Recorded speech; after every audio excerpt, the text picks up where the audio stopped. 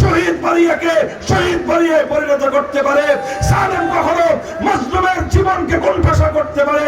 জালেম কখনো মাজলুমের সম্মানের হানি ঘটাতে পারে। জালেম কখনো মাজলুমকে কারাগারে অন্ধকার প্রকোষ্ঠে বন্দী করতে পারে। কিন্তু জালেম কখনো মাজলুমের সঙ্গে, যদি মাজলুম হকের উপর থাকে, হকের সঙ্গে বিজয় অর্জন করতে পারে না।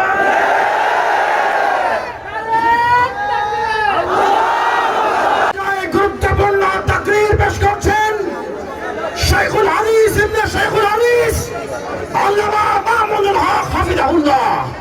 আজকের মাহফিল ইন্তেজামিয়ার কমিটির পক্ষ থেকে হযরতকে গুরুত্বপূর্ণ তাকরীর পেশ করার জন্য সবিনয় জানাচ্ছি।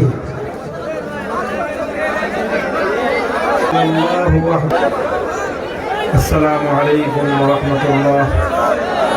تبارك وسلم إن الذين قالوا ربنا الله ثم استقاموا تتنزل عليهم الملائكة ألا تخافوا ولا تحزنوا وأبشروا بالجنة التي كنتم توعدون نحن أولياء في الحياة الدنيا وفي الآخرة ولكم فيها ما تدعون ولكم فيها ما تشتهي أنفسكم نزلا من غفور رحيم.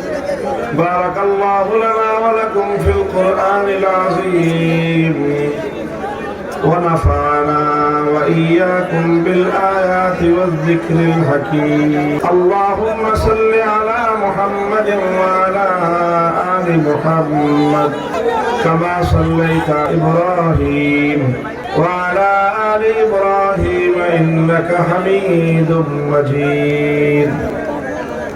اللهم بارك على محمد وعلى آل محمد كما باركت على إبراهيم وعلى آل إبراهيم إنك حميد مجيد.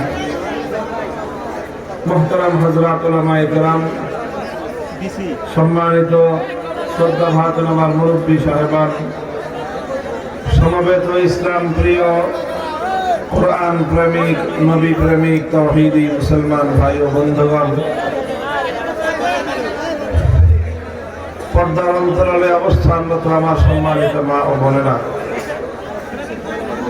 নলচক মাদ্রাসার উদ্যোগে আয়োজিত আজকের এই মাহফিলে আল্লাহ পাক আমাদেরকে আসার এবং বসার তৌফিক দিয়েছেন।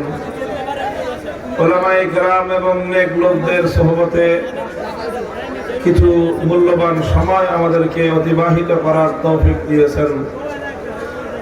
এরপরে আল্লাহর কোরআন এবং নবীর হাদিস থেকে আমাদের জবানে কিছু আলোচনা করবার এবং শুনবারও তৌফিক দিয়েছেন। এই সবগুলোই আল্লাহর পক্ষ থেকে আমাদের উপর মেহেরবানি। এই জন্য আল্লাহ রাব্বুল আলামিনের দরবারে শুকরের হাদিয়া পেশ করি আলহামদুলিল্লাহ।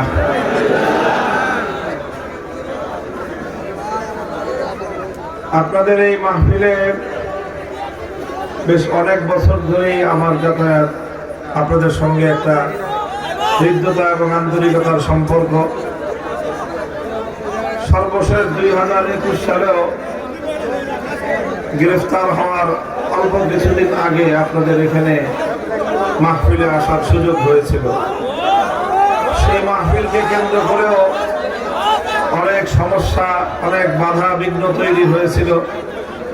শেষ পর্যন্ত সকল বাধা অতিক্রম করিয়ে আল্লাহ পাক আপনাদের সাথে আমাকে মিলিত হওয়ার এবং এখানে উপস্থিত হওয়ার তৌফিক দিয়েছিলেন। মধ্যখানে 3 বছর অতিক্রান্ত হয়ে গিয়েছে। এরপরে আবার আল্লাহ পাক আমাদেরকে মুক্ত জীবনে আসার সৌভাগ্য দান করেছেন, গ্রহণ করেছেন এবং আপনাদের সঙ্গে আবারও মিলিত হওয়ার তৌফিক দিয়েছেন। এগুলো সবই আল্লাহর পক্ষ থেকে কুদরতের ফয়সালা। আমরা আল্লাহ পাকের প্রতিটি সিদ্ধান্তের উপর রাজি আর সন্তুষ্ট আছি। আল্লাহর কাছে আমরা দরখাস্ত করি, আবেদন করি, আল্লাহ যেন আমাদের উপর রাজি আর খুশি হয়ে যান। মুহতারাম হাজিরিন, অনেক বড় মজমা, বহু মানুষের এখানে উপস্থিতি, সকলে যদি একটা একটা করে কথা বলেন তাহলে আওয়াজ অনেক বড় হয়ে যায়, মাহফিল করাটা, কথা বলা আমাদের পক্ষে সম্ভব হবে না। এখানে আয়োজন অনেক বেশি না, মানুষ যত বেশি হয়েছে এই জন্য কিছু সমস্যা হবে। এখন সমস্যা যার যতটুকু হয়, কোনো আওয়াজ না করে, কোনো শব্দ না করে যদি সমস্যার সমাধান করতে পারেন তাহলে করেন, আর যদি আওয়াজ না করে সমস্যার সমাধান করতে না পারেন, যদি আওয়াজ করেন তাহলে তো এখানে মাহফিলের কাজ করা সম্ভব হবে না আমাদের পক্ষে। এই জন্য আপনাদের সকলের প্রতি অনুরোধ যে যে যা করেন কোনো আওয়াজ করবেন না। কি করবেন না? এই আপনি বসেন, কেউ কি করবেন না, এদিকে তাকান, কেউ কি করবেন না, এই দুজন লোককে তাকান, কোনো কি করবেন না। কি বলতেছি? হ্যাঁ, এই আমার এবার দেয়, হ্যাঁ ওয়াজ করতেছে, ওয়াজ কি আওয়াজ আপনি করবেন না, আমি দেব। কেউ কোনো কি করবেন না, আওয়াজ করবেন না। যদি কেউ কোনো ডিস্টার্ব করে সোজা গিয়ে একেবারে নাকশা মারবার ঘুষি মারবেন, কিন্তু কি করা যাবে না, কোনো আওয়াজ করা যাবে না। আপনি যদি আওয়াজ ছাড়া কেউ ডিস্টার্ব করে একেবারে উঠে নিয়ে পুকুরের মধ্যে ফেলে দেবে, কিন্তু কি করা যাবে না, আওয়াজ করা যাবে না। আওয়াজ করলে ওয়াজ করা যাবে না। আল্লাহ পাক আমাদের সকলকে বুঝার তৌফিক দান করেন। কর্তৃপক্ষ যারা আছেন আপনারা চতুর্দিকে খেয়াল রাখেন যাতে মানুষের সমস্যা না হয়। মানুষের কোনো সমস্যা হলে সেখানে আপনারা নীরবে গিয়ে নিঃশব্দে সেখানে সমস্যার সমাধান করেন। যত বড় সমস্যা হোক, কেউ কোনো সমস্যার সমাধানের জন্য আওয়াজ করবেন না, কথা বলবেন না। কথা না বলে হাতে ধরে মুখের ইশারা করে সকলকে কথা বোঝানোর চেষ্টা করে। দুনিয়াতে বোবা মানুষ আছে না? বোবা মানুষ চলে কিভাবে? বোবা মানুষ তো আওয়াজ ছাড়াই সারা জীবন চালায় দিল। আপনারা অল্প কিছু সময়, অল্প কিছু সমস্যা কথা ছাড়া সমাধান করতে পারবেন না? ইনশাআল্লাহ করা যাবে। আল্লাহ আমাদেরকে তৌফিক দান করেন। আমি আপনাদের সম্মুখে কোরআনে পাকের সূরা হামিম সাজদা থেকে কয়েকটি আয়াত তেলাওয়াত করেছি। আমার তেলাওয়াত কিন্তু আয়াতগুলোর মধ্যে আল্লাহ পাক রব্বুল আলামিন মুমিনদের জন্য, ঈমানদারদের জন্য অনেক বড় একটা সুসংবাদ দান করেছেন, অনেক বড় সুসংবাদ। আল্লাহ বলেছেন, তাতানাজ্জালু আলাইহিমুল মালাইকাতু আল্লা তাখাফু ওয়া লা তাহজানু ওয়া আবশিরু বিল জান্নাতিল্লাতী কুনতুম তুআদুন। মানুষের জীবনের সবচেয়ে কঠিন মুহূর্ত হলো মানুষ যখন মৃত্যুর মুখোমুখি হয়। মৃত্যু এসে যখন মানুষের দুয়ারে হাজির হয়, ওই সময়টা হলো একজন মানুষের সবচেয়ে কঠিন সময়, কঠিন মুহূর্ত। মৃত্যু যন্ত্রণা সবচেয়ে ভয়াবহ এক কঠিন যন্ত্রণার নাম। এই মৃত্যুর সময়ে যখন মানুষ ভয়াবহ বিপদের সম্মুখীন হয়, মানুষ প্রচন্ড আতঙ্কের মধ্যে থাকে, মানুষের মধ্যে ভয় এমন ভাবে তাকে গ্রাস করে রাখে যে মানুষ সেই ভয়ে ভীত সন্ত্রস্ত হয়ে পড়ে। ঠিক এই কঠিন সময়ে কিছু মানুষের কাছে আল্লাহর পক্ষ থেকে একদল নূরানী ফেরেশতা এসে হাজির হয়ে যায়। তখনও তারা জীবিত এবং তারা ইহকাল এবং ইহ জগতেই তারা থাকতেই, দুনিয়ার জীবনে থাকতেই এক শ্রেণীর মানুষের কাছে আল্লাহর পক্ষ থেকে ফেরেশতাদের আগমন ঘটে। ফেরেশতারা আল্লাহর পক্ষ থেকে দুটো বার্তা নিয়ে আসে। একটা বার্তা হলো, একটা সংবাদ হলো আল্লাহ তাখাফু ওয়া লা তাহজানু। তাদেরকে অভয় বাণী শোনায়, বলে যে তোমাদের ভয়ের কোনো কারণ নাই, চিন্তার কোনো কারণ নাই। মরণ নিয়ে চিন্তা করো না, কবরের আযাব নিয়ে চিন্তা করো না, হাসরের পরিস্থিতি নিয়ে তোমরা টেনশন করো না, পুল সিরাত কিভাবে পার হবে এগুলো নিয়েও তুমি কোনো চিন্তা করো না, তোমার কোনো ভয়ের কারণ নাই। আল্লাহ আমাদেরকে এই অভয় বাণী তোমার কাছে পৌঁছানোর জন্য আল্লাহ আমাদেরকে দুনিয়াতে পাঠিয়ে দিয়েছেন। প্রথম এই অভয় বাণী দেয়, এরপরে তারা বলে ওয়া আবশিরু বিল জান্নাতিল্লাতী কুনতুম তুআদুন। আরেকটা সুসংবাদ দেয়, একটা শুভ সংবাদের বার্তা দেয়, বলে এই পুল সিরাতটা পার হয়ে আল্লাহ তোমাকে জান্নাত পর্যন্ত পৌঁছায় দিবেন। তোমাকে দুনিয়া থেকে বেহেশত পর্যন্ত পৌঁছানো পর্যন্ত এই পূর্ণ সময়ের তোমার নিরাপত্তা এবং তোমার সবকিছু খেয়াল রাখার জন্য আল্লাহ আমাদেরকে পাঠিয়ে দিয়েছেন। নাহনু আউলিয়াউকুম ফিল হায়াতিদ দুনিয়া ওয়া ফিল আখিরাহ। এই যে ফেরেশতারা বলে, এই যে আমরা যে আসলাম তোমার কাছে, তুমি আর যেই কয় মুহূর্ত বেঁচে আছো আমরা তোমাকে ছেড়ে যাব না। তুমি কবরে যাবা, আমরা তোমাকে ছেড়ে যাব না। তুমি হাসরে উঠবা, আমরা তোমাকে ছেড়ে যাব না। তুমি পুল সিরাত পার হবা, আমরা তোমাকে ছেড়ে যাব না। জান্নাত পর্যন্ত পৌঁছায় দিয়ে তারপরে আমাদের ডিউটি শেষ হবে। জান্নাতে যাওয়ার পর তো তোমাকে আর খুঁজে পাইবে। বেহেশতে যাওয়ার পর তারপরে তো আর তোমার কোনো প্রয়োজন, কোনো কিছুরই অভাব হবে না। ওয়ালাকুম ফিহা মা তাশতাহি আনফুসুকুম।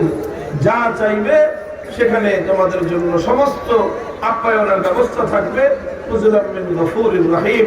আল্লাহর পক্ষ থেকে তোমার জন্য সব ধরনের মেহমানদারির আয়োজন থাকবে। মুহতারাম হাজিরিন, এরকম একটা সুসংবাদ মৃত্যুর সময়ে, জীবনের কঠিনতম মুহূর্তে, যখন আমাদের ভয়ে শরীর কাঁপতে থাকবে, ভয়ে সারা শরীর স্তব্ধ হয়ে যাবে, ভয়ে আমরা শিহরিত হয়ে যাব, সেই কঠিন সময়ে এরকম একটা নুরানি ফেরেশতাদের দল সুসংবাদের বার্তা নিয়ে আসুক, এটা আমাদের প্রয়োজন আছে না নাই? আপনারা চাই কিনা? কে কে চাই হাত উঠিয়ে দিন। আল্লাহ পুরা মাজমাকে কবুল করেন। আমাদের সকলকে আল্লাহ পাক রব্বুল আলামিন এই সৌভাগ্য দান করুন।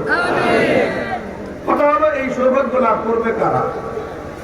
আল্লাহর কোরআন তাদের পরিচয় তুলে ধরেছে। সবাই পাবে না, কিছু মানুষ পাবে।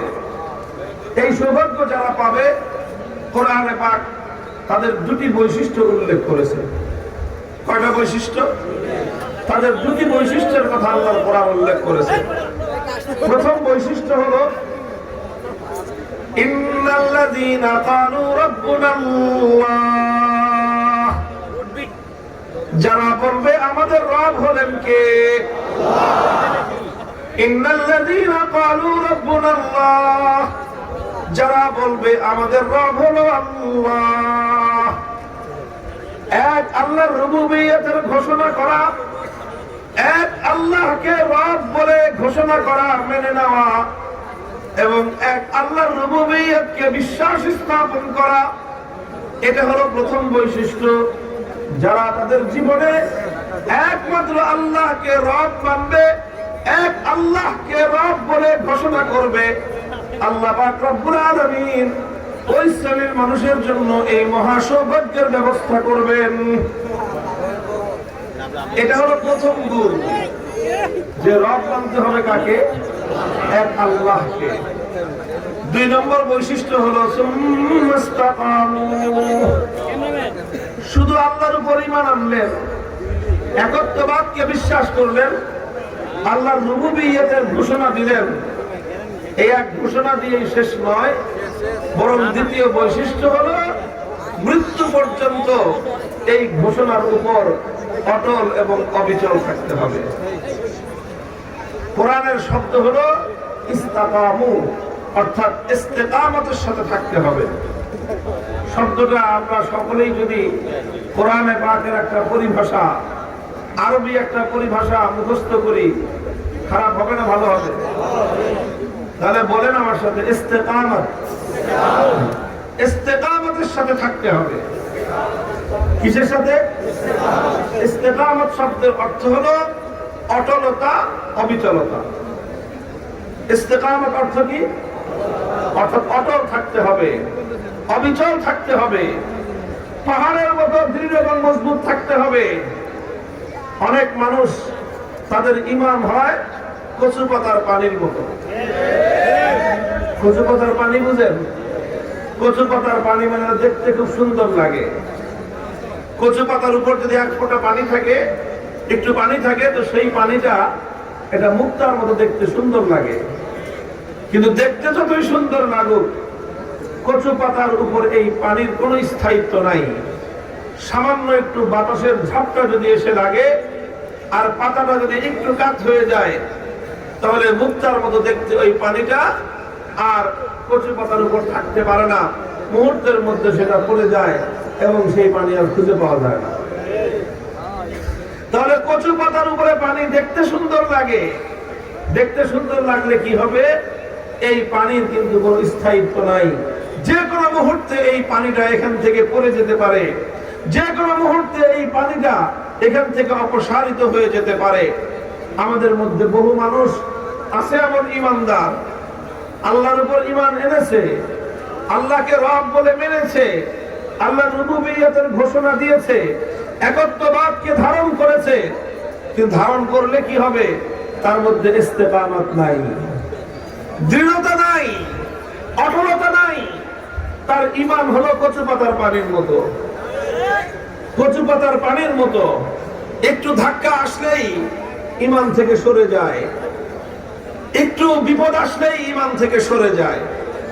এই জন্য আল্লাহ বলতেছেন, আমি তোমাদেরকে অনেক বড় সৌভাগ্য দান করব, অনেক বড় পুরস্কার দিব। শর্ত হলো আল্লাহকে রব মানতে হবে এবং এই মানার উপর ইস্তেকামতের সাথে থাকতে হবে। এই জন্য ইস্তেকামত, দৃঢ়তা আর অটলতা, এটা ইসলামের অনেক বড় একটা গুণ, এটা মুমিনের অনেক বড় একটা বৈশিষ্ট্য। প্রত্যেক মুমিনের দায়িত্ব আর কর্তব্য হলো ইস্তেকামতের এই বৈশিষ্ট্য অর্জন করার চেষ্টা করা।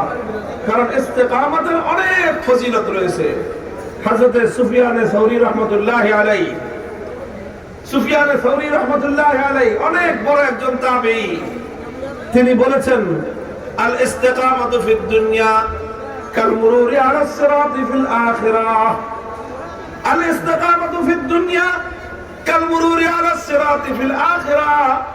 দুনিয়াতে ইস্তিকামতের সাথে থাকা আর আখিরাতে পুল সিরাত পার হওয়া এক সমান। দুনিয়ার কোন মানুষ যদি আখিরাতে পুল সিরাত পার হতে চায়, পুল সিরাত বুঝেন কি জিনিস? পুল সিরাত একটা ব্রিজ।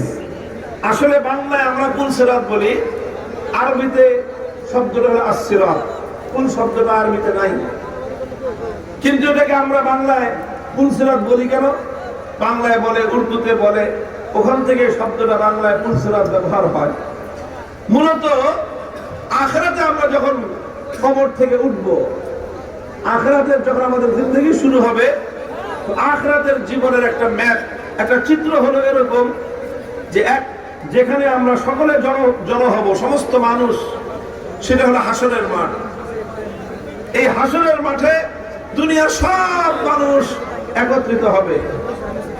হাসরের মাঠের ঠিক উল্টা দিকে হলো আল্লাহর জান্নাত এবং বেহেশত। একদিকে হাসরের ময়দান, আর এর উল্টা দিকে কি?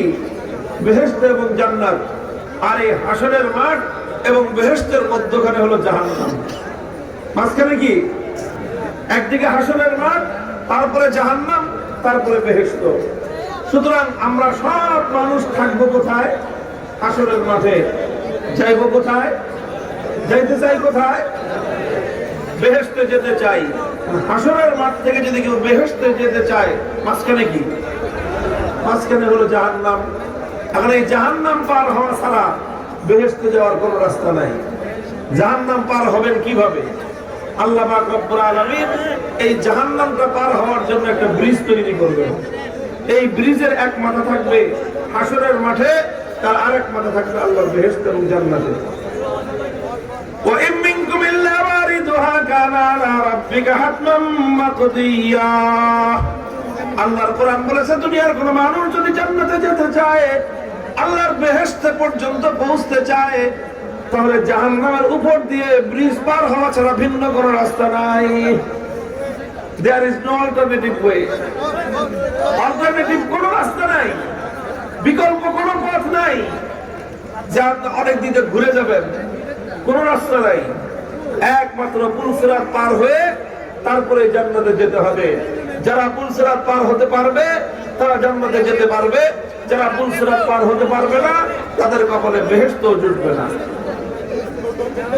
তো এই যে পুলসিরাত এবং এই যে জাহান্নামের উপর দিয়ে যে ব্রিজ, এই ব্রিজ পার হতে চান কে কে বলেন? আল্লাহ কবুল করেন সবাইকে।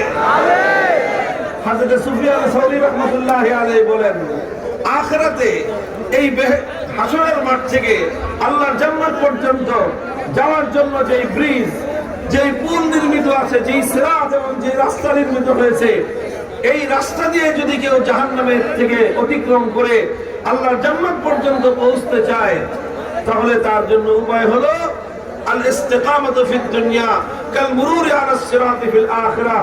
দুনিয়াতে যে ইস্তিকামতের সাথে থাকবে, আখিরাতে সে পুল সিরাত পার হতে পারবে। যে আখিরাতে পুল সিরাত পার হতে চায় সে যেন দুনিয়াতে ইস্তিকামতের সাথে থাকে। ইস্তিকামত দৃঢ় থাকা, ঈমানের উপর অটল থাকা, ঈমানের উপর অবিচল থাকা, ঈমানের উপর অনড় থাকা, এটা মুমিনের অনেক বড় বৈশিষ্ট্য। এই বৈশিষ্ট্য ছাড়া মুমিন প্রকৃত অর্থে মুক্তি এবং নাজাত লাভ করতে পারবে না। এই জন্য শাইখুল ইসলাম ইবনে তাইমিয়া রাহমাতুল্লাহি আলাইহি বলেছেন, আল ইস্তিকামাতু আফদালুল কারামা। এই পৃথিবীতে অনেক মানুষের অনেক কারামতি আছে। কারামতি তো বুঝেন, ওয়া কারামাতুল আউলিয়া হাক্কুন। আমরা আল্লাহ ওয়ালাদের কাছ থেকে নানা রকম কারামাত দেখতে পাই, জানতে পাই, শুনতে পাই। আল্লাহ ওয়ালাদেরকে আল্লাহ পাক রব্বুল আলামিন কারামাতের এই বৈশিষ্ট্য আল্লাহ দান করেন যে তাদের অনেক অলৌকিক আল্লাহ পাক রব্বুল আলামিন সক্ষমতা দান করেন। এটাকে বলা হয় কারামাত, বাংলা আমরা বলি কেরামতি। শাইখুল ইসলাম ইবনে তাইমিয়া রাহমাতুল্লাহি আলাইহি বলেন, আকাশে শূন্যের উপর দিয়ে উড়ে যাওয়া এটা বড় কারামত নয়, আগুনের উপর দিয়ে হেঁটে যাওয়া এটা বড় কারামত নয়, মুহূর্তের মধ্যে এক দেশ থেকে আরেক দেশে চলে যাওয়া এটা বড় কারামত নয়।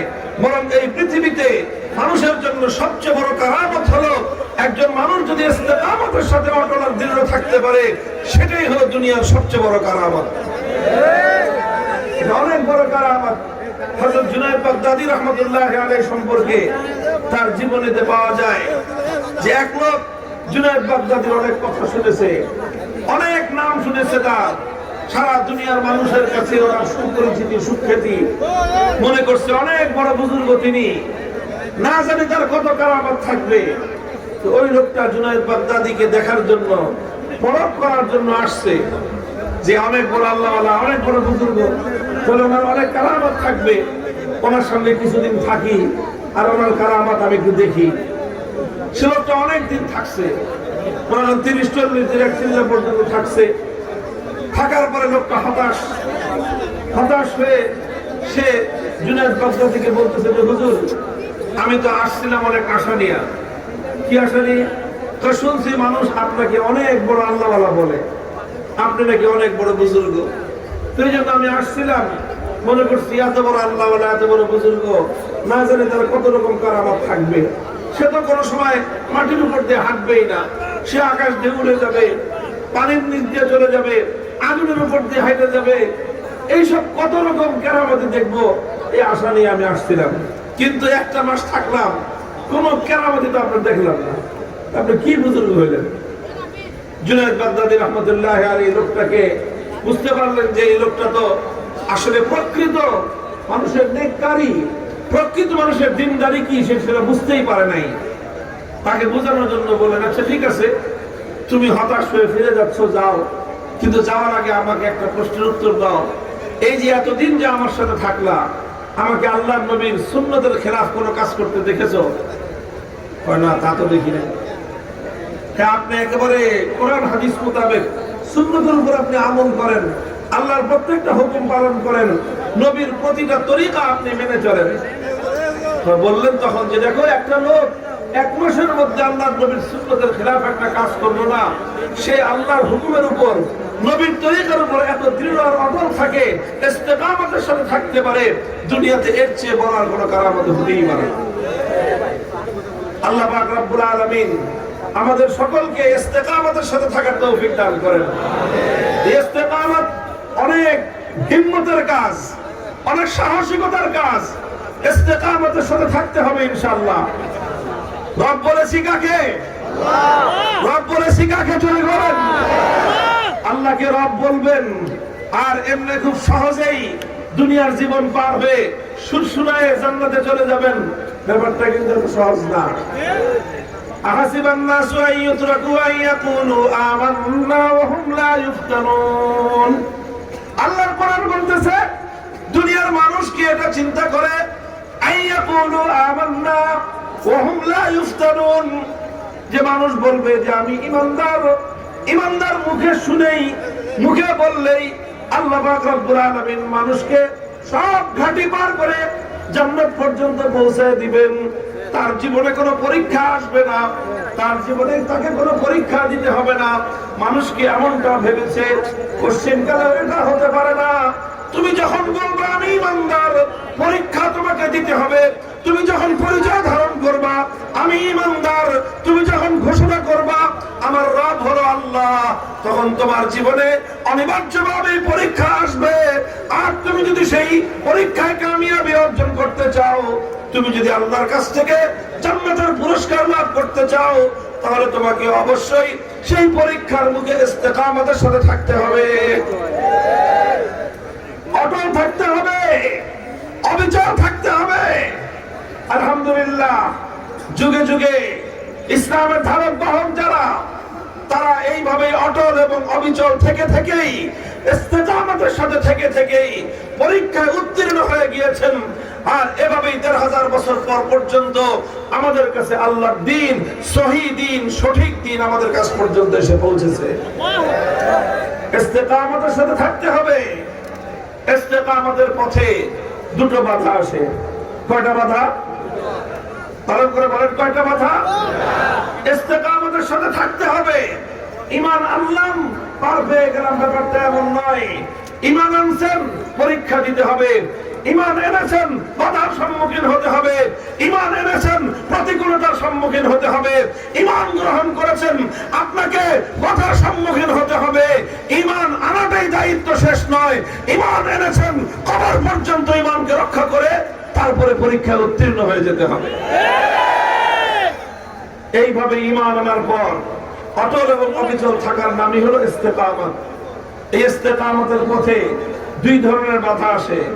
কয় রকম বাধা বললাম? দুই ধরনের বাধা। প্রথম বাধা আসে হলো যখন মানুষ ইস্তেকামতের সাথে দৃঢ়তার সাথে আল্লাহর দ্বীনের উপর থাকতে চায়, প্রথম বাধা মানুষের সামনে আসে, মানুষকে লোভ লালসা দেখানো হয়। কি দেখানো হয়? লোভ লালসা দেখানো হয়। কখনো টাকার লোভ, কখনো সম্পদের লোভ, কখনো বাড়ি গাড়ির লোভ, কখনো ক্ষমতার লোভ, কখনো হালুয়া রুটির লোভ, কখনো মসনদের লোভ। নানা রকম লোভ লালসার মাধ্যমে ঈমানদারের ঈমানকে হরণ করার চেষ্টা করা হয়। নানা রকম লোভ লালসার মাধ্যমে মুমিনকে তার সরল এবং সঠিক পথ থেকে তাকে বিচ্যুত করার জন্য ষড়যন্ত্র চলতে থাকে। এরপরে যদি মুমিন এই পরীক্ষায় সে উত্তীর্ণ হয়ে যায়, কোন লোভ লালসার ফাঁদে যদি সে পা না দেয়, কোন লোভের কারণে সম্পদের সামনে, টাকার সামনে যদি সে তার ঈমান বিক্রি না করে, সে যদি অটল আর অবিচল থাকতে পারে, তাহলে তার সামনে এরপরে আসে দ্বিতীয় বাধা। কয় নম্বর বাধা? ২ নম্বর বাধা আসে। ২ নম্বর বাধাটা হলো কি? ২ নম্বর বাধাটা হলো তার উপরে ভয় ভীতি আসে। কি আসে? কখনো তাকে হত্যা করার ভয় ভীতি দেখানো হবে, কখনো তাকে মেরে ফেলবার ভয় ভীতি দেখানো হবে, কখনো তাকে গুম করার ভয় ভীতি দেখানো হবে, কখনো তাকে জেল জুলুমের ভয় দেখানো হবে, কখনো তাকে গর্দান উড়িয়ে দেওয়ার ভয় দেখানো হবে। সমস্ত ভয় ভীতি আসবে, সব ধরনের ভয় ভীতি আসবে। বুলেটের আঘাত আসবে, কারুনের জালিমের আঘাত আসবে, হামলা আসবে, জীবনের উপর হামলা আসবে,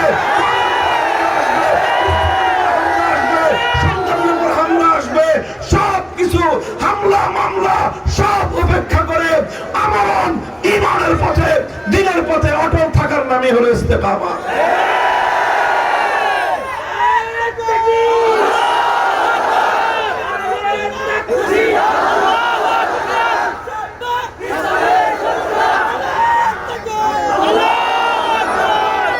প্রথম বাধা কি বললাম? লোভ লালসা। দুই নম্বর বাধা ভয় ভীতি। প্রথমে আসবে লোভ লালসা, যারা লোভের সামনে কাত হয়ে যাবে, লোভের সামনে যারা আত্মসমর্পণ করবে, লালসার সামনে, দুনিয়ার স্বার্থের সামনে যারা পরাজিত হয়ে যাবে, তাদের জীবনে কোনো ভয় ভীতি নাই, তাদের জীবনে কোনো সমস্যা আসবে না। দুনিয়াতে তাদের সামনে সব ধরনের সুযোগ সুবিধা, বাতিল শক্তি, ইসলাম বিরোধীরা তার সমস্ত সুযোগ সুবিধা করে দিবে। আর যারা এই লোভ লালসার সামনে ঈমান বিক্রি করবে না, যারা লোভ লালসার সামনে মাথা নত করবে না, যারা লোভ লালসার ফাঁদে পড়ে নিজেদের ঈমানকে ধ্বংস করবে না, মনে রাখতে হবে শুধু লোভ লালসার পরীক্ষা দিয়েই উত্তীর্ণ হওয়া যাবে না। অধিকাংশ ক্ষেত্রে দ্বিতীয় বাধা আসবে, সেই বাধার নাম হলো ভয় আসবে, ভীতি আসবে, হুমকি আসবে, হামলা আসবে, মামলা আসবে, এমনকি জীবন দেওয়া লাগতে পারে, রক্ত দেওয়া লাগতে পারে। সব কিছু দিতে হলেও নিজের মধ্যে হিম্মত রাখতে হবে, দিলে সব দিব, জীবন দিলেও দিতে পারি, ঈমান ছাড়তে পারবো না।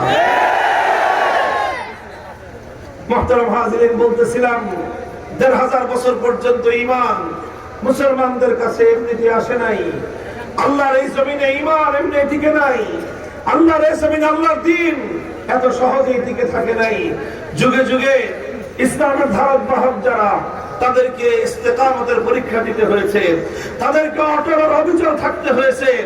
আর এই অটল এবং অবিচল থাকতে গিয়ে তাদের সামনে বাধা আসছে, তারা বাধাকে অতিক্রম করে হকের ঝান্ডা সামনে নিয়ে অগ্রসর হয়েছেন।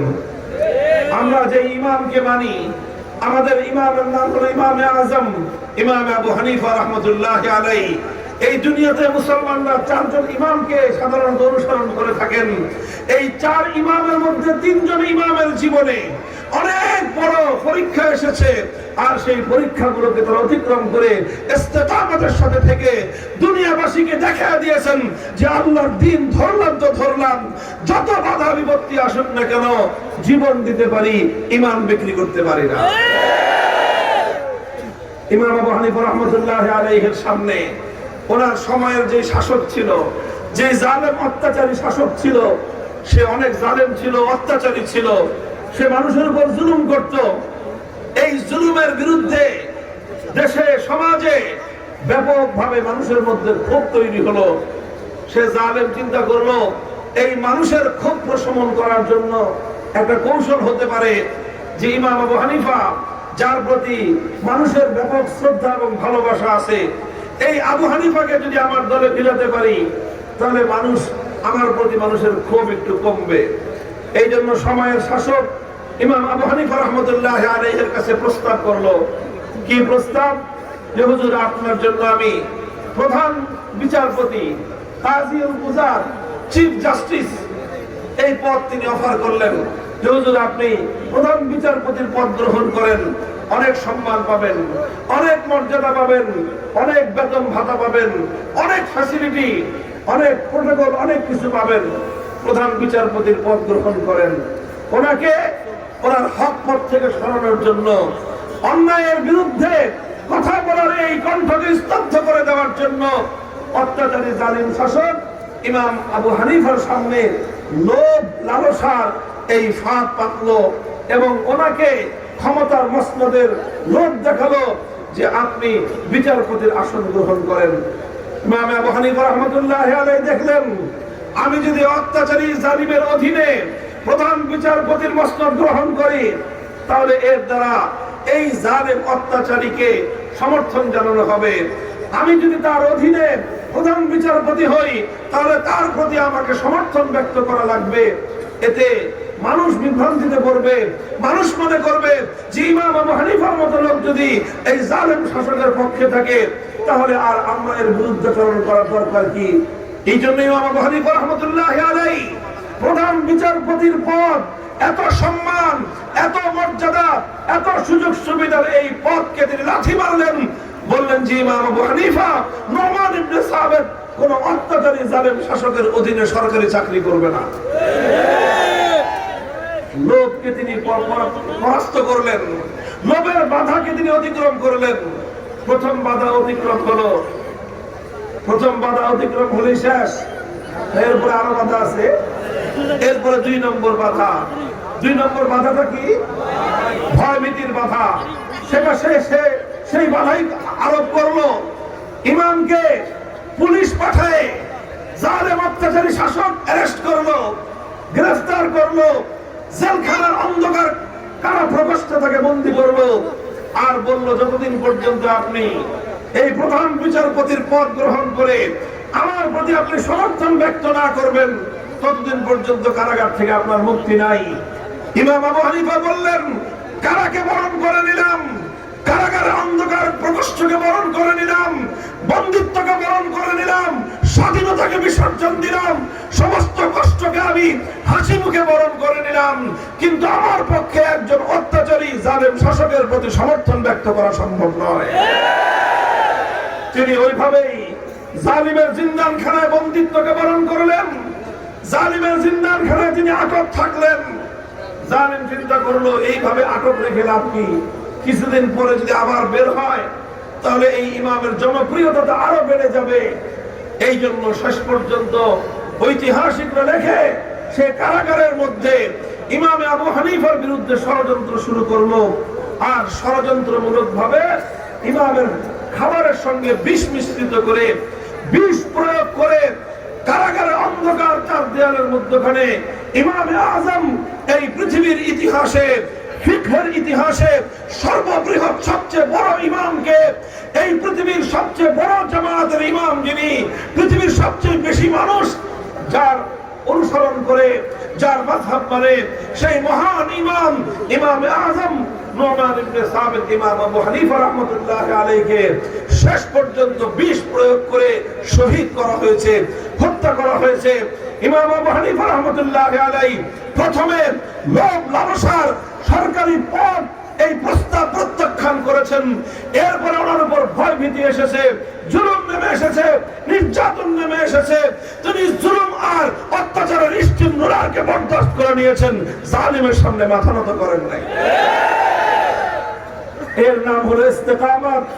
এভাবে দৃঢ় থেকেছেন, আলহামদুলিল্লাহ, দৃঢ় থেকে জীবন গিয়েছে, কিন্তু ইমাম আবু হানিফা পরাস্ত হন নাই, পরাজিত হন নাই। কথা বলেন ঠিক না বেঠিক? জালেম আর মাজলুমের লড়াই চলছে।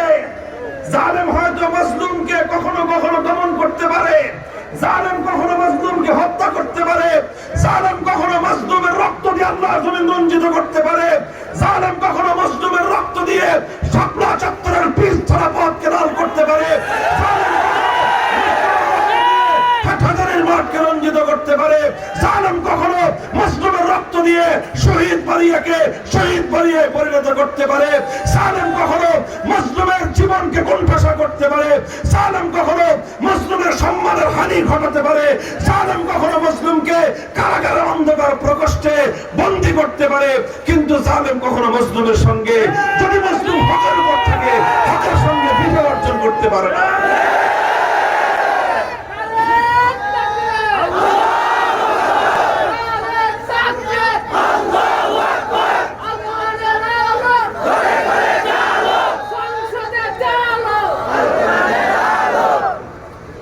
মুহতারাম হাজিরিন, এটা শুধু এক ইমাম আজম আবু হানিফার ইতিহাস নয়। ইমাম মালিক রাহমাতুল্লাহ আলাইহি, ইমাম আবু হানিফার পরে দ্বিতীয় নম্বরের ইমাম, ইমাম দারুল হিজরা মালিক ইবনে আনাস রাহিমাহুল্লাহ। এই ইমামে মালিক রাহমাতুল্লাহ আলাইহি যুগের শাসক, অত্যাচারী শাসক, তার সঙ্গে বেঁধে গেল মাসলা নিয়ে টক্কর। শাসক বলে হুজুর মাসলা এমনি দেন, ফতোয়া এইভাবে দেন। ইমাম মালিক বললেন, ফতোয়া তোমার কথায় নয়, ফতোয়া মালিক দিবে কোরআন হাদিসের কথায়। শাসক বলল যে না হুজুর এমনি ঘুরায় বলেন। ইমাম মালিক বললেন, দুনিয়া ঘুরতে পারে, কিন্তু আল্লাহর কোরআন এবং নবীর হাদিস থেকে ইমাম মালিকের কলম এক চুল পরিমাণ ঘুরবে না। তিনি তার মতো কোরআন সুন্নাহ মোতাবেক তিনি ইজতিহাদ করে ফতোয়া জারি করে দিলেন। ইমাম মালিকের ফতোয়া শাসকের পছন্দ হলো না। ইমাম মালিকের পছন্দ ফতোয়া সে যুগের যে শাসক ছিল সেই শাসকের মনোভূত হলো না। ইমাম মালিককে সে অপমান করতে চাইল, লাঞ্ছিত করতে চাইল। ইমাম মালিককে পাকড়াও করে একটা গাধার পিঠে উল্টা করে আরোহণ করলো। গাধার মুখ যেদিকে, ইমামের মুখ উল্টা দিকে করে গাধার পিঠে আরোহণ করে বাজারে বাজারে ঘোরালো। সারা দুনিয়ার মানুষকে সে দেখালো যে আমি ইমাম মালিককে অপমান করতেছি, আমি ইমাম মালিককে লাঞ্ছিত করতেছি। গাধার পিঠে আরোহণ করাটা এটা সেই যুগে ছিল লাঞ্ছনার একটা লক্ষণ। মানুষ ঘোড়ার পিঠে আরোহণ করে, মানুষ হাতির পিঠে আরোহণ করে, মানুষ কখনো কখনো উটের পিঠে আরোহণ করে, সর্বোচ্চ মানুষ খচ্চরের পিঠে আরোহণ করে, কিন্তু গাধার পিঠে সাধারণত মানুষ আরোহণ করে না। গাধার পিঠে মাল বহন করা হয়, আবার সেই গাধার পিঠে উল্টো দিকে মুখ করায় আরোহণ করানো, এটা ছিল লাঞ্ছনা। যেমন আমাদের সমাজে কাউকে অপমান করতে চাইলে, লাঞ্ছিত করতে চাইলে গলার মধ্যে জুতার মালা দেওয়া হয়। বলেন, গলার মধ্যে জুতার মালা দেওয়া হয়েছে, এই মালা দিয়ে কি সম্মান বাড়ে না সম্মান কমে? মালা যদি কাউকে দেওয়া হয় জুতার, তাহলে জুতার মালা গলায় দিলে তাহলে এটাকে অপমান করা হয়, এটা লাঞ্ছনা হয়, এটা অসম্মান হয়। ঠিক ওই যুগে গাধার পিঠে উল্টা দিকে আরোহণ করালে একজন ব্যক্তির সর্বোচ্চ অপমান হতো, সর্বোচ্চ অসম্মান হতো। সময়ের অত্যাচারী শাসক ইমামে মালিকের ফতোয়া পছন্দ না হওয়ার কারণে ইমাম মালিকের মাসলা তার পছন্দ হয় নাই, এই জন্য সেই ইমাম মালিককে সর্বোচ্চ লাঞ্ছিত করতে চেয়েছে, তার সম্মান ধুলায় মিশিয়ে দিতে চেয়েছে। ইমামে মালিক তার সম্মানকে কোরবান করে দিয়েছেন, আল্লাহর কোরআনের মাসলার ব্যাপারে কোনো আপোষ করেন না। 1000 বছর পরে, 1300 বছর পরে যদি দুনিয়ার মানুষকে জিজ্ঞাসা করেন ইমাম মালিকের সম্মান কতটুকু আর সে যুগের শাসকের সম্মান কতটুকু, সারা দুনিয়ার মানুষ বলবে 1000 নয়, লক্ষ কোটি শাসক যদি একত্রিত করা হয় ইমামে মালিকের পায়ের ধুলার সমান মূল্য হবে না। আল্লাহ পাক ইমামে মালিকের সম্মান বৃদ্ধি করেছেন না সম্মান কমিয়ে দিয়েছেন?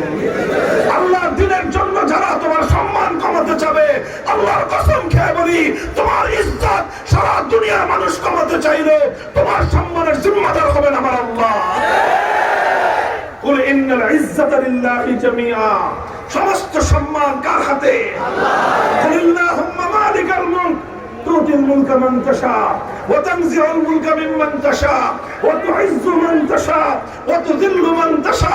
মালিক তুমি আল্লাহ, রাজত্ব তোমার হাতে, যাকে ইচ্ছা ক্ষমতা দাও, যার কাছ থেকে ইচ্ছা ক্ষমতা কেড়ে নাও, যাকে ইচ্ছা তুমি সম্মান দাও, যাকে ইচ্ছা তুমি অপমান করো, আর তুমি যাকে ইজ্জত দাও দুনিয়ার কেউ তাকে অপমান করতে পারে না। মুহতারাম হাজিরিন, এ কথা বলছি, যুগের উলামায়ে কেরাম কথাগুলি ভালো করে বুঝবেন। আমাদের এই যুগে ইমাম মালিক ফিরে আসবে না। আমাদের এই যুগে যদি কেউ কল্পনা করেন ইমাম আবু হানিফা আবার জন্ম নিবে, এটা হবে না।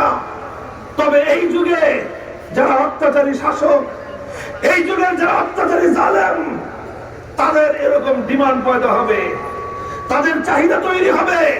সেই যুগের শাসকরা নিজেদের অপকর্মকে বৈধ করার জন্য যেরকম ইমাম আবু হানিফাকে তার দলে ভিড়ায়ে প্রধান বিচারপতি হওয়ার প্রস্তাব দিয়েছিল, এই যুগেও জালেম অত্যাচারীরা নিজেদের অপকর্মকে বৈধতা দেওয়ার জন্য আলেম সমাজকে তাদের পাশে গিয়ে চেয়ার গ্রহণ করার অফার করবে।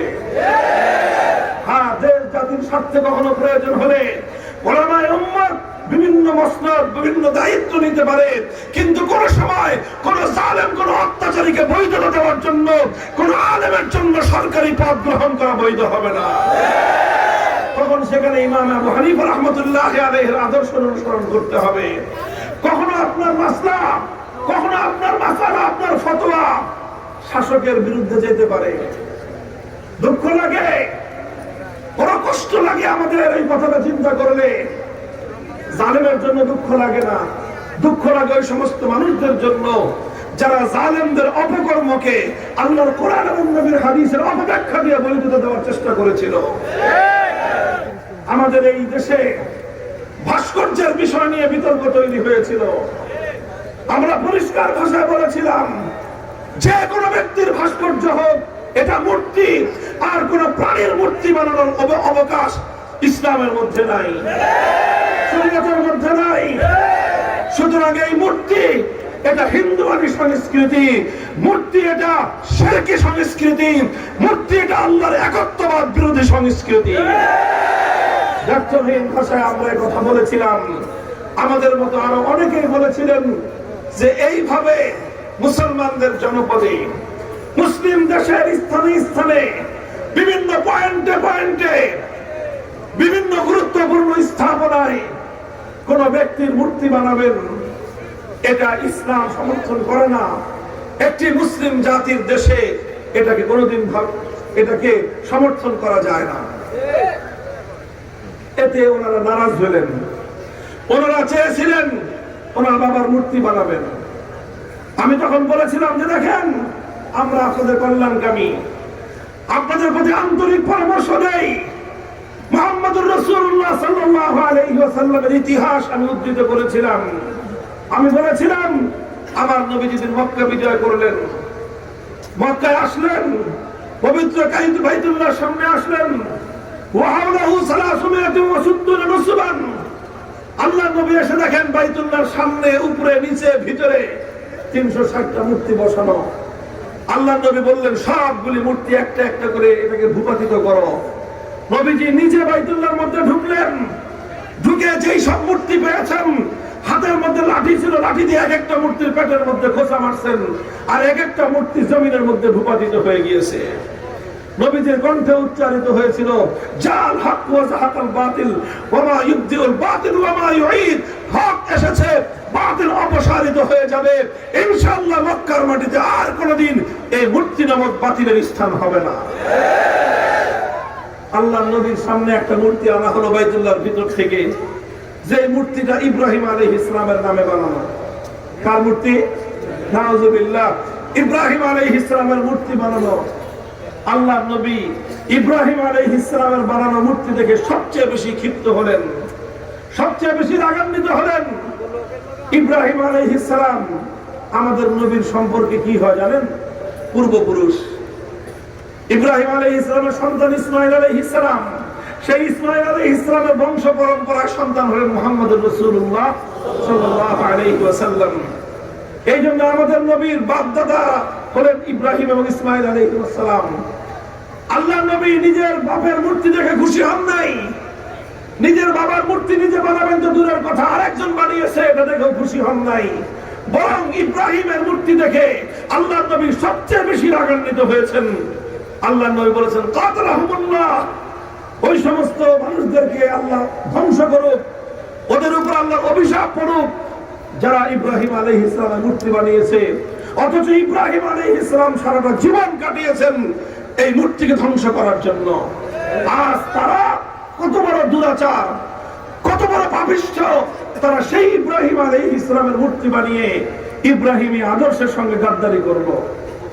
এই ইতিহাস বলে আমি বলেছিলাম যে দেখেন, নিজের পূর্বপুরুষদের মূর্তি বানানো এটা নবীজির আদর্শ নয়, বরং আমার নবীর আদর্শ হলো নিজের হাতে নিজের বাপদাদার মূর্তি ভেঙে গুড়িয়ে দেওয়া। কাজেই কেউ যদি নিজের বাপদাদার মূর্তি ভাঙে, এটাই হবে আল্লাহর নবীর আদর্শ। আর যারা বাপদাদার মূর্তি বানায় তারা আবু জাহালের প্রেতাত্মা। কেন আমি আবু জাহালের অনুসারী বললাম? খুব খেপছেন, কাজ করবে আবু জাহালের মতো, বললে ক্ষিপ্ত হবেন, রাগান্বিত হলেন। আমরা বললাম রাগ করে লাভ কি? আল্লাহর কোরআন এবং নবীর হাদিসে এর চেয়ে ভিন্ন কিছু বলার অবকাশ আমাদেরকে দেয় না। অনেক হুমকি আসলো, অনেক ধমকি আসলো, অনেক ঝুঁকি আসলো যে এই কথা তুমি প্রত্যাহার করো। আমি বললাম যে না, আমাদের এখান থেকে কথা প্রত্যাহার করা, এই কথা পরিবর্তন করার কোনো সুযোগ নাই। আমরা পরিষ্কার ভাষায় বলি, আমাদের কথা, আমাদের দায়িত্ব ছিল হক কথা বলে দেওয়ার। আমরা হক কথা জাতির সামনে তুলে ধরেছি। আমাদের দায়িত্ব ছিল শাসক গোষ্ঠীকে সঠিক পথ দেখিয়ে দেওয়ার। আমরা শাসক গোষ্ঠীকে পথ দেখিয়ে দিয়েছি। তবে মূর্তি ভাঙা এখন আমাদের দায়িত্ব না, আমাদের দায়িত্ব হলো পথ দেখিয়ে দেওয়া। আল্লাহ যদি কোনোদিন আমাদেরকে শক্তি দেন, শক্তি পাওয়ার প্রথম মুহূর্তে সমস্ত মূর্তি আমরা ভেঙে গুড়িয়ে দিব। এই কথাটা কেন বললাম? খুব ক্ষিপ্ত হলেন, খুব ক্ষেপলেন আমার উপরে।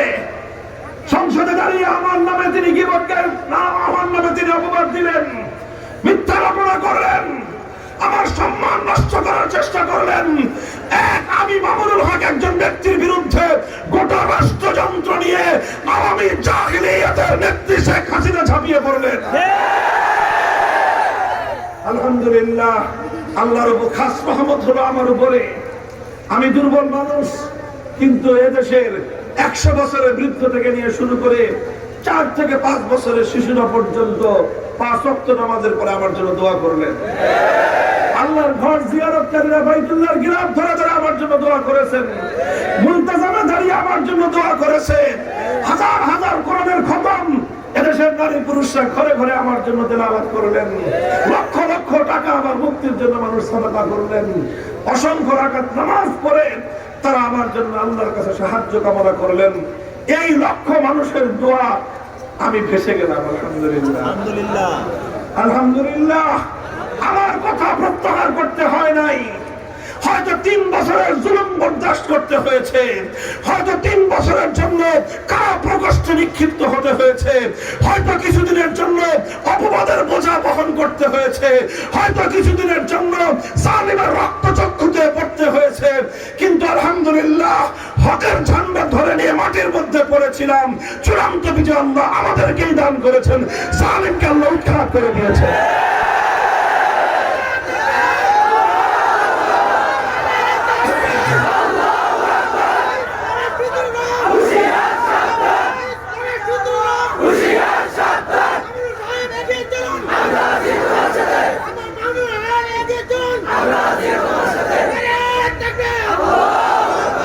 মুহতারাম হাজিরিন, অত্যাচারী শাসকরা সব যুগে এমন হয়ে থাকে। অত্যাচারী শাসকরা সব যুগে এমন হয়ে থাকে।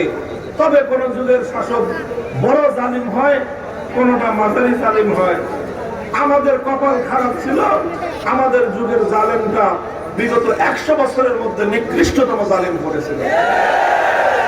আমি চ্যালেঞ্জ করে বলতে পারবো, বাংলাদেশের ইতিহাস 100 বছরের ইতিহাস আপনারা ভেবে দেখুন, এত বড় জালিম বিগত 100 বছরের তৃতীয়টা যায় না। এইভাবে জুলুম করবো, জালেমের আচরণ এটাই হবে। শাসক তার ক্ষমতার মসনদ রক্ষা করার জন্য সব ধরনের জুলুমের পথ অবলম্বন করে। এটা না হয় মেনে নিলাম, কিন্তু মানতে কষ্ট হয় ওই সকল লোকদের কথা যারা আল্লাহর কোরআনের আয়াতগুলোকে অপব্যাখ্যা করে, আল্লাহর কোরআনের আয়াতগুলোর অপব্যাখ্যা করে, ইসলামের অমীয় বাণীগুলোর অপব্যাখ্যা করে সেই সময়ে অত্যাচারী জালেমের এই শিরককে বৈধতা দেওয়ার চেষ্টা করেছিলেন। খুঁজে খুঁজে বের করবেন ওই সমস্ত লোকগুলোকে, এদেরকে চিহ্নিত করবেন, কারণ এই সমস্ত লোকেরাই আল্লাহর দ্বীনের সবচেয়ে বড় ক্ষতির কারণ।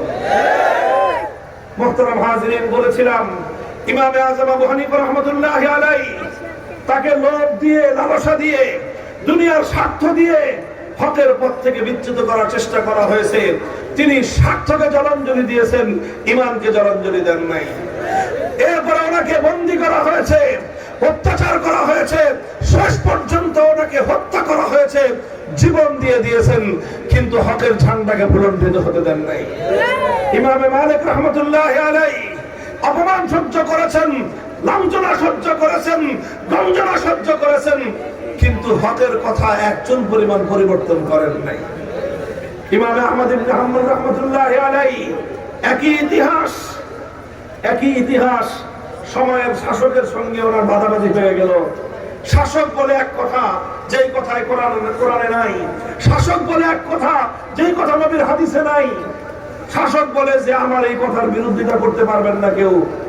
ইমাম আহমদ ইবনে হাম্বল বললেন যে না, আল্লাহর কোরআন যেই কথা বলেছে সেই কথার বিরুদ্ধে তুমি যত বড় শাসক হও না কেন, তোমার কথা গ্রহণযোগ্য হতে পারে না। তিনি বললেন, শাসক বলেছিল আল্লাহর কোরআন ক্ষণস্থায়ী। ইমাম আহমদ বললেন, আমার আল্লাহর কালাম এটা চিরস্থায়ী। আল্লাহ যেরকম চিরস্থায়ী, আল্লাহর কালামও এরকম চিরস্থায়ী। শাসকের কথার বিপরীত হয়ে গেছে, শাসকের কথার বিপরীত হয়ে গেছে। এখন কেন শাসকের কথার বিরুদ্ধে বললো ইমাম আহমদ ইবনে হাম্বল? ইমাম আহমদ ইবনে হাম্বলকে অ্যারেস্ট করলো, গ্রেফতার করে নিয়ে কারাগারের মধ্যে বন্দী করলো। এরপরে ইমাম মালিক ইমাম আহমদের উপর যে জুলুম আর যে অত্যাচার কারাগারের মধ্যে হয়েছে, পৃথিবীর ইতিহাসের বর্বরতম এক অধ্যায় সেখানে রচিত হলো। একজন ব্যক্তি একদিন খুব শক্তিশালী, খুব পালোয়ান, ওই লোকটার সামনে দিয়ে ইমাম আহমদ ইবনে হাম্বল হেঁটে যায়। আরেকজন তার শক্তিমত্তার প্রশংসা করতেছে যে ভাই তুমি তো বিরাট পালোয়ান মানুষ। তখন সেই ইমাম আহমদ ইবনে হাম্বলকে দেখায় বলে যে আরে ভাই আমরা কি পালোয়ান, এই যে হুজুর দেখতেছো হ্যাংলা পাতলা জীর্ণ শীর্ণ হুজুরটা, আমি আমার জীবনে এই হুজুরের মতো পালোয়ান মানুষ দেখি নাই। বলে কি বলো, এই হুজুরকে দেখতে তো মরাটা লাগে, উনি আবার এত পালোয়ান হলেন কিভাবে? তখন সে বলল যে দেখো ইতিহাস আমি নিজে প্রত্যক্ষদর্শী, যে আমি এই কারাগারের একজন জল্লাদ ছিলাম, কারাগারে একজন জল্লাদ ছিলাম। বাদশার পক্ষ থেকে, শাসকের পক্ষ থেকে আমাদের 10 জন লোক নিয়োগ ছিল। আমাদের দায়িত্ব ছিল এক এক দিন যে আমরা একজনের পরে একজন এই আহমদ ইবনে হাম্বলকে বেত্রাঘাত করব। একজন ক্লান্ত হয়ে গেলে বেত্রাঘাত করতে করতে করতে করতে ক্লান্ত হয়ে যেতাম, দ্বিতীয় জন শুরু করত, দ্বিতীয় জন মারতে মারতে ক্লান্ত হয়ে গেলে তৃতীয় জন শুরু করত। আমরা একে একে 10টা লোক এই লোকটাকে বেত্রাঘাত করতে করতে আমরা ক্লান্ত হয়ে যেতাম, কিন্তু মায়ের খাইতে খাইতে আল্লাহর বান্দা ক্লান্ত হতো না। তার মুখে একটাই কথা থাকতো, ইতুনি বিকিতাবিল্লাহি ওয়া সুন্নতি রাসূলিহি আত্তাবিকুম। আহমদ ইবনে হাম্বলকে জুলুম করে তার মুখ থেকে অন্যায় স্বীকৃতি নিবা কোশ্চেন কেন সম্ভব না। আল্লাহর কোরআনের দলিল আনো, আল্লাহর নবীর হাদিসের দলিল আনো। আমাকে আঘাত করা লাগবে না, আমাকে কিছু বলা লাগবে না। কোরআন হাদিসের কথা আমি সানন্দ চিত্তে গ্রহণ করব। আর কোরআনের বিরুদ্ধে কথা, নবীর হাদিসের বিরুদ্ধে কথা মারতে মারতে আমাকে টুকরো টুকরো করতে পারবা। আমার শরীরের প্রতি টুকরো থেকে, আমার শরীরের প্রতি ফোঁটা রক্ত থেকে আল্লাহর কোরআনের কথা, নবীর সুন্নাহর আদর্শের কথা উচ্চারিত হবে।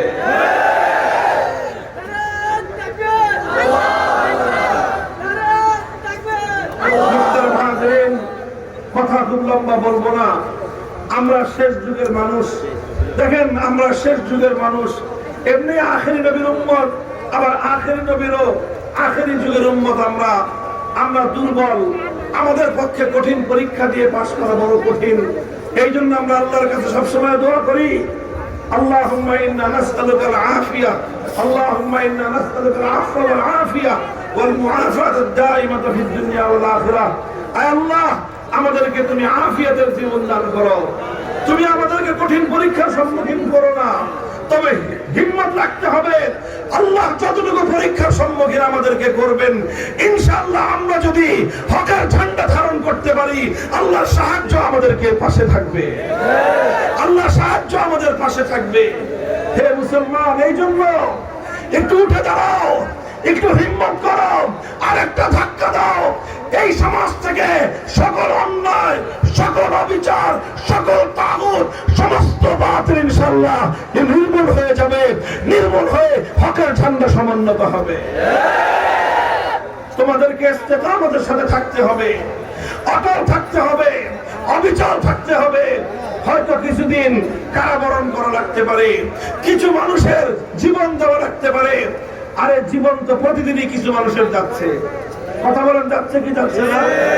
কত রোড অ্যাক্সিডেন্টে মানুষ মারা যাচ্ছে, কত জায়গায় দুর্ঘটনার শিকার হয়ে মানুষ মারা যাচ্ছে, কত মানুষ, ইয়াং মানুষ, 35 বছরের যুবক, সুস্থ তাগড়া যুবক হঠাৎ হার্ট অ্যাটাক করে মারা যাচ্ছে। অসংখ্য অগণিত ঘটনা, আগুন লেগে শত শত মানুষ মারা যাচ্ছে, পানিতে ডুবে শত শত মানুষ মারা যাচ্ছে, দুর্ঘটনার শিকার হয়ে শত শত মানুষ মারা যাচ্ছে। প্রতিদিন হাসপাতালগুলোতে রোগে আক্রান্ত হয়ে শত শত মানুষ মারা যাচ্ছে। জীবন যখন পেয়েছি, জন্ম যখন নিয়েছি, মরতেও তো একদিন হবে। শপথ করো, মরবো তো একদিন ইনশাআল্লাহ। যেদিন আমার মৃত্যু নির্ধারিত সময়, সেদিনই আমি মরবো, তার আগে মরতে চাইলেও মরা যাবে না। ভয় কিসের? আল্লাহর জমিনে আল্লাহর দ্বীন জিন্দা করবার হিম্মত করো। ইনশাআল্লাহ আমার আর তোমার এই মাতৃভূমি সোনার বাংলার মাটিতে আল্লাহর দ্বীন জিন্দা হবে। আমাদের ইয়াং জেনারেশন, তরুণ প্রজন্ম চোখে আঙ্গুল দিয়ে দেখিয়ে দিয়েছে, শুধুমাত্র মাদ্রাসার ছাত্ররা নয়, আলহামদুলিল্লাহ স্কুল, কলেজ, ইউনিভার্সিটির ছাত্ররা ব্যাপকভাবে এখন তাওহীদ এবং ঈমানের শিক্ষায় তারা শিক্ষিত হচ্ছে। তাদের মধ্যে তাওহীদের আলো জ্বলছে, তাওহীদের মশাল জ্বলছে, তাদের অন্তরের মধ্যে বাতিলের বিরুদ্ধে বিদ্রোহের আগুন জ্বলছে। এই আগুন ইনশাআল্লাহ কেউ নিভাতে পারবে না। এই আগুন প্রতিটি যুবক এবং তরুণের হৃদয়ে হৃদয়ে জ্বলতে থাকবে। 5ই আগস্টের বিপ্লব আমাদের জন্য একটা অনেক বড় আল্লাহর পক্ষ থেকে উৎসাহব্যঞ্জক একটা ঘটনা। সেই যে 2021 সালে 2020 সালে আমরা ভাস্কর্য নিয়ে লড়াই করলাম, আমরা কথার লড়াই করলাম। কথার লড়াই করার পর আমাদের কণ্ঠ বন্ধ করে দিল, আমাদেরকে কারাগারে বন্দী করে দিল, আমাদেরকে কারাগারে বন্দী করে সমস্ত জুলুম নির্যাতন আমাদের উপর চালালো। আমাদেরকে জাতির সামনে হেয় প্রতিপন্ন করার জন্য এমন কোন কুমন্ত্রণার কুচক্র নাই যেটা সরকার করে নাই। আমাদের সঙ্গে ওই অপকর্ম করলো যে অপকর্ম ইব্রাহিম আলাইহিস সালামের সঙ্গে নমরুদ করেছিল।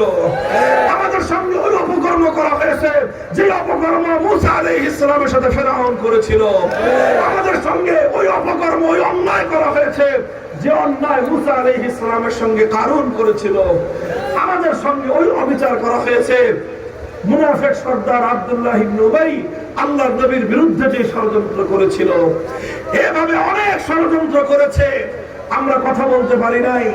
আমাদেরকে কোর্টে যখন তুলতো, আমাকে কোর্টে তুলবার সময় আমাদের চরম আপত্তির মুখেও একটা হেলমেট পরাতো, বুলেট প্রুফ জ্যাকেট পরাতো।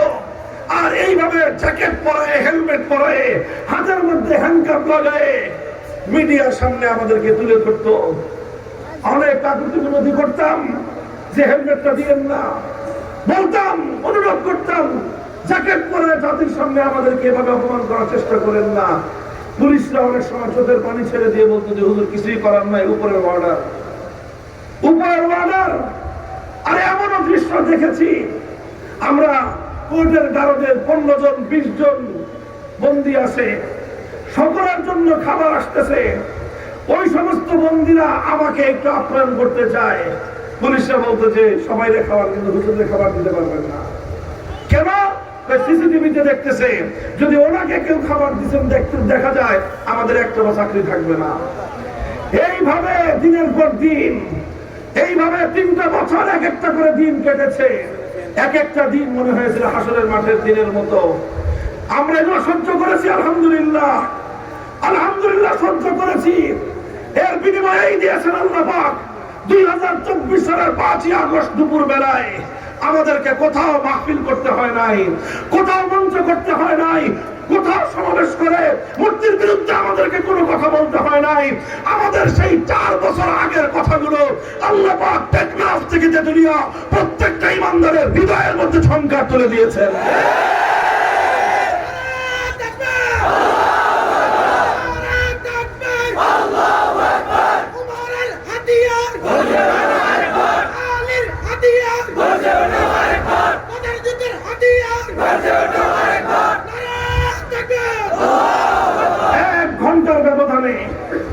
এক ঘন্টার ব্যবধানে আলহামদুলিল্লাহ টেকনাফ থেকে তেতুলিয়া শুধু শেখ মুজিবুর রহমান সাহেবের না, যত সাহেবের মূর্তি ছিল বাংলার তৌহিদি জনতা সমস্ত মূর্তির তৌহিদি চেতনায় উজ্জীবিত হয়ে বুড়িগঙ্গার পানিতে ভাসিয়ে দিয়েছে। দেশপ্রেমিক সেনা সদস্যরা পর্যন্ত তাদের সেই সংরক্ষিত জায়গাতেও কোনো মূর্তি রাখে নাই। সুপ্রিম কোর্টের মতো সংরক্ষিত জায়গা, আমরা বলেছিলাম মুসলমানদের বিচারালয়, মুসলমানদের আদালত, থেমিসের মূর্তি বসায়েন না। ওনারা আমাদের কথাটা শুনে বিল্ডিং এর সামনের থেকে নিয়ে বিল্ডিং এর ভিতরে মাঝখানে সংরক্ষিত জায়গায় থেমিসের মূর্তি বানায় রাখছে, সেই থেমিসের দেবীর মূর্তি বসায় রাখছে। 5ই আগস্টের পরে যে জিজ্ঞেস করলাম ভাই থেমিসের মূর্তিটা কই? মূর্তি তো নাই, ওই যে মূর্তির পিছনে যে বেদি ছিল বেদিরও কোনো খবর নাই। আমাদের তো কাউকে কিছু বলতে হয় নাই, মানুষের মনে মনে এই আওয়াজ কে তুলে দিয়েছেন? আলহামদুলিল্লাহ। হে মুসলমান, তুমি তাওহীদের আওয়াজ দাও, তুমি তাওহীদের আযান দিয়ে যাও। মুয়াজ্জিনের কাজ হলো আযান দিয়ে দেওয়া, মুসল্লিদেরকে ঘর থেকে ধরে আনা মুয়াজ্জিনের কাজ নয়। তুমি আযান দিয়ে দাও। আল্লাহ বলেছিলেন আমাদের পিতা ইব্রাহিম আলাইহিস সালামকে, ওয়াজ্জিন ফিন নাস বিল হজ ইয়াতুকা রিজালান ওয়া আলা কুল্লি দাবিরিন ইয়াতিনা মিন কুল্লি ফাজ্জিন আমিক। হে ইব্রাহিম, আল্লাহর ঘর বাইতুল্লাহ বানিয়েছো, এবার বাইতুল্লাহর পাশে দাঁড়ায় আযান দাও, মানুষ যেন হজ করতে আসে। ইব্রাহিম আলাইহিস সালাম বলেছিলেন, মানুষ নাই, জন নাই, কেউ নাই, এই জনমানব শূন্য পাহাড়ি প্রান্তরে আল্লাহ আমার আযান কে শুনবে? আল্লাহ বলেছিলেন, ইব্রাহিম তুমি আযান দাও, কিয়ামত পর্যন্ত তোমার এই আযান পৃথিবীর প্রতিটা মানুষের কর্ণকুহরে পৌঁছে দেওয়া আমি আল্লাহর জিম্মাদারি। বলেন, প্রতি বছর লক্ষ লক্ষ মানুষ ইব্রাহিম আলাইহিস সালামের আযানে জবাব দিয়ে বাইতুল্লাহ যায় কি যায় না? কিয়ামত পর্যন্ত যাবে কি যাবে না? ভিসা পায় না মানুষ, লাইন ধরে মানুষ যেতে পারে না, লক্ষ লক্ষ কোটি কোটি মানুষ ইব্রাহিম আলাইহিস সালামের ডাকে সাড়া দেওয়ার জন্য পাগলের মতো প্রস্তুত হয়ে আছে। ইব্রাহিম আলাইহিস সালাম চিন্তা করেছিলেন, আমি আযান দিলে শুনবে কে? ইব্রাহিম আলাইহিস সালামের পর হাজার হাজার বছর পরেও সেই আযান শোনার মানুষ দুনিয়াতে আছে না নাই? হে তাওহীদের অনুসারীরা, হে ইব্রাহিমের আদর্শের পতাকাবাহীরা, আল্লাহ পয়গম্বর ইব্রাহিমের উত্তরসূরিরা, আল্লাহ নবী মুহাম্মদ আরবি সাল্লাল্লাহু আলাইহি ওয়াসাল্লামের সচ্চা উম্মতেরা, তোমরা উঠো, দাঁড়াও, তাওহীদের আযান দাও, তাওহীদের আযান দাও। এই আযানের ধ্বনি আল্লাহ পাক প্রতিটি মুমিনের অন্তরে অন্তরে প্রতিধ্বনিত করবে। আমাদের দুর্বল কণ্ঠের 2020 সালের আযান 2024 সালের 5ই আগস্ট এভাবেই প্রতিধ্বনিত হয়ে গোটা বাংলাদেশকে মূর্তি থেকে পবিত্র করে দিয়েছে। ভবিষ্যতে যারা জুলুম করবেন, ইতিহাসগুলো পড়ে নেবেন, ভবিষ্যতে ইতিহাসগুলো পড়ে নেবেন। ওলামায়ে কেরামকেও বলবো, ইনশাআল্লাহ সুম্মা ইনশাআল্লাহ মাথায় পাগড়ি বাঁধেন, আল্লাহর দ্বীনের জন্য নিজেদেরকে একটু পেশ করেন। আল্লাহ তো আমাদের কাছ থেকে ইমাম আবু হানিফার মতো এত কঠিন পরীক্ষা নেবেন না, আল্লাহ আমাদের কাছ থেকে ইমাম মালিক আর ইমাম আহমদের মতো এত কঠিন পরীক্ষা নেবেন না। আমরা দুর্বল, আমরা একটু কদম উঠাই, একটু সাহস করি, আল্লাহ পাক ইনশাআল্লাহ সাহায্য করবেন এবং হকের বিজয় হবে ইনশাআল্লাহ। কথা বলেন ঠিক না বেঠিক? হাজিরিন, ইনশাআল্লাহ এভাবে আল্লাহর দ্বীনের জন্য প্রস্তুত আছি তো? প্রস্তুত আছেন তো? 5ই আগস্টের বিপ্লব মনে রাখবেন, এটাকে যে যেভাবে ব্যাখ্যা করুক না কেন, এটাকে যে যেভাবে বিশ্লেষণ করুক না কেন, 5ই আগস্টের যে অভ্যুত্থান, এই যে বিপ্লব, এই বিপ্লবের যে দৃশ্য সারা দুনিয়া দেখেছে, একটা দৃশ্যই দেখার মতো হয়েছে, সেই দৃশ্যটা হলো মূর্তির অপসারণ। কাজেই 5ই বিপ্লবের আইকনিক যে সিম্বল, 5ই আগস্ট বিপ্লবের আইকনিক সিম্বল হলো মূর্তির বিরুদ্ধাচরণ। এদেশের মানুষ মূর্তিকে বরদাস্ত করে না। হিন্দুরা তাদের মন্দিরে মূর্তি রাখবে, সেটা তাদের ধর্মীয় ব্যাপার, ওটা নিয়ে আমাদের আপত্তি নাই। কিন্তু মুসলিম জনপদে রাষ্ট্রীয়ভাবে কোনো মূর্তি বানানো যাবে না। যদি আবার কেউ অপকর্ম করে, আবার শাহজালালের উত্তরসূরিরা আবার গৌর গোবিন্দের বিরুদ্ধে মাঠে নামবে ইনশাআল্লাহ। হ্যাঁ, প্রস্তুত আছেন তো? পাহারাদারি করবেন, পাহারাদারি। আমি একটা কথা আমি এই গ্রেফতারের আগেও বলতাম, এখনো বলি, এই দেশে আমরা ভাড়াটিয়া হিসেবে থাকবো না। এটা খরিদা সূত্রে জমিনের মালিক আমরা, টাকা দিয়ে কিনি নাই, বুকের রক্ত দিয়ে কিনেছি। 200 বছর পর্যন্ত ইংরেজদের বিরুদ্ধে লড়াই করেছে আমাদের পূর্বপুরুষরা, স্বাধীনতা সংগ্রাম করেছে আমাদের পূর্বপুরুষরা। হাজী শরীয়তুল্লাহ তিতুমীররা এমনিতেই লড়াই করে নাই, আল্লাহর দ্বীন কায়েম করার জন্য লড়াই করেছে। আর সেই স্বাধীন ভূখণ্ডে উড়ে এসে তোমরা জুড়ে বসবা, আমাদের কাছ থেকে ভাড়া চাইবা, একেবারে হাত ভেঙে ধরা দিব হাতের মধ্যে। হিম্মত দিয়ে থাকবেন এদেশে। জোরে কথা কই, হুজুর খালি জোরে কথা কয়, বেটা আমি তো জোরে কথা বলুন না। তো তোরা যারা গায়রুল্লাহর কথা বলিস, তোরা যারা মাখলুকের কথা বলিস, তোদের কথা বিড়ালের মতো হবে, আমাদের কথা সিংহের মতো হবে। কারণ আমরা তো ওই রবের কথা বলি, আসমান আর জমিনের মধ্যে যে রবের চেয়ে বড় আর কেউ নাই। আল্লাহ বলেছিলেন, ইয়া আইয়ুহাল মুদ্দাসসির কুম ফানজির ওয়া রাব্বাকা ফাকাব্বির ওয়া সিয়াবাকা ফাতাহহির ওয়া রুজ্জা ফাহজুর। আমার নবী কম্বল গায়ে দিয়ে ঘুমিয়ে আছে, আল্লাহ ডাক দিয়ে, হুজুর উঠেন উঠেন, আরে কম্বল ফলান, আপনার রবের বরত্বের কথা ঘোষণা দেন, চাদর ফলায় দেন, এই জমিনে যত মূর্তি আছে সমস্ত মূর্তির হাত থেকে আমার জমিনকে মুক্ত করেন। কাজেই যারা আল্লাহু আকবার বলবে, যারা বলবে আল্লাহ সবচেয়ে বড়, তার আওয়াজ হবে সবচেয়ে বড়। আর যারা আল্লাহর আইনের বিরুদ্ধে কথা বলবে, যারা আল্লাহর দ্বীনের বিরুদ্ধে কথা বলবে, বড় কণ্ঠে কথা বলতে দেখলে ওর কণ্ঠ চেপে ধরবেন। বেটা চলার কথা বলো, আবার জোরে কথা কিসের? একমাত্র ইসলামের কথা জোরে হবে, আর ইসলাম বিরোধী সমস্ত কথা বিড়ালের মতো মেমু করে বলবা। হ্যাঁ, সূত্র ঠিক আছে কিনা? সূত্র এটা মনে রাখবেন। হযরত ওমর ফারুক রাদিয়াল্লাহু আনহু সূত্র এটাই ছিল, আলাসনা আলাল হাক্কি ওয়া হুম আলাল বাতিল, আলাইসা কাতলানা ফিল জান্নাতি ওয়া কাতলাহুম ফিন নার। হক আর বাতিলের যখন লড়াই হয়, তখন হকের ঝান্ডাবাহীরা মারা গেলে জান্নাতে যাবে, আর বাতিল পন্থীরা মরলে যাবে জাহান্নামে। তাহলে তারা যারা জাহান্নামে যাবে, ওরা যদি মাথা নত না করে, আমরা যারা মরলেই জান্নাত কনফার্ম, আমরা কেন মাথা নত করব? কাজে এইভাবে চলবেন ইনশাআল্লাহ। হ্যাঁ, উলামায়ে কেরাম জাতিকে এইভাবে নেতৃত্ব দিবে। আপনারা দ্বীন শিখেন, উলামায়ে কেরামের সোহবতে আসেন। কোন একজন সাধারণ মানুষ যেন কোন আলেমের সঙ্গে সম্পর্ক ছাড়া না থাকেন। আলেমদের সাথে সাধারণ মানুষ সম্পর্কহীন থাকলে এটা হলো ওই বকরির মতো, যেই বকরি রাখালের আওতার বাইরে থাকে। যেই বকরি রাখালের আওতার বাইরে থাকে, সেই বকরিকে নেকড়ে কেড়ে নিয়ে যায়। যেই সাধারণ মানুষেরা উলামায়ে কেরামের সাথে সম্পর্ক ছিন্ন থাকে, ওই সাধারণ মানুষদেরকে শয়তান শিকার করে নিয়ে যায়। খবরদার, উলামায়ে কেরাম থেকে দূরে সরবেন না। জীবনের সকল কাজে আলেমদের কাছ থেকে দিক নির্দেশনা নেবেন। সমস্ত কাজে উলামায়ে কেরামের কাছ থেকে দিক নির্দেশনা নেবেন। উলামায়ে কেরামের কাছ থেকে রাহনুমাই নেবেন। আলেমরা যেভাবে বলবে সেভাবেই জীবন যাপন করবেন। ইনশাআল্লাহ সাহায্য করবেন কে? আল্লাহ। দ্বীন শিখবেন নিজেরা, সন্তানদেরকে দ্বীন শেখাবেন, সন্তানদেরকে দ্বীন শেখাবেন। অনেক প্রয়োজন সামনে আলেমের, অনেক প্রয়োজন। বিপ্লব আসতেছে ইনশাআল্লাহ, ইনশাআল্লাহ বিপ্লব আসতেছে। এই জমিনের বিধান হবে আল্লাহর কোরআনের সংবিধান। ইনশাআল্লাহ কোরআনী সংবিধান অনুযায়ী রাষ্ট্র পরিচালনা করার জন্য অনেক লোকের দরকার পড়বে। কাজেই সন্তানদেরকে আলেম বানান। যারা আলেম হতে না পেরেছেন, দ্বীন শিখেন। ইনশাআল্লাহ এই দেশটা, এই ভূমিটা, এই জনপদ আল্লাহর কোরআনের দ্বারাই শাসিত হবে ইনশাআল্লাহ।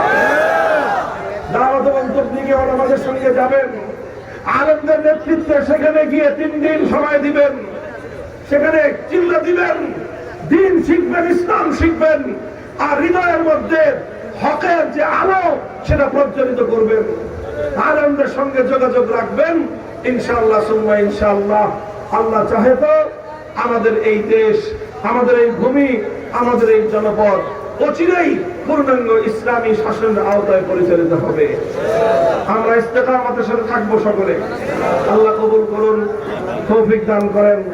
দলচক মাদ্রাসাকে আল্লাহ কবুল করেন, এলাকাবাসীকে আল্লাহ পাক তার দ্বীনের সৈনিক হিসেবে কবুল করেন। ওয়া আখিরু দাওয়ানা আলহামদুলিল্লাহি রাব্বিল আলামিন। আসসালামু আলাইকুম ওয়া রাহমাতুল্লাহ।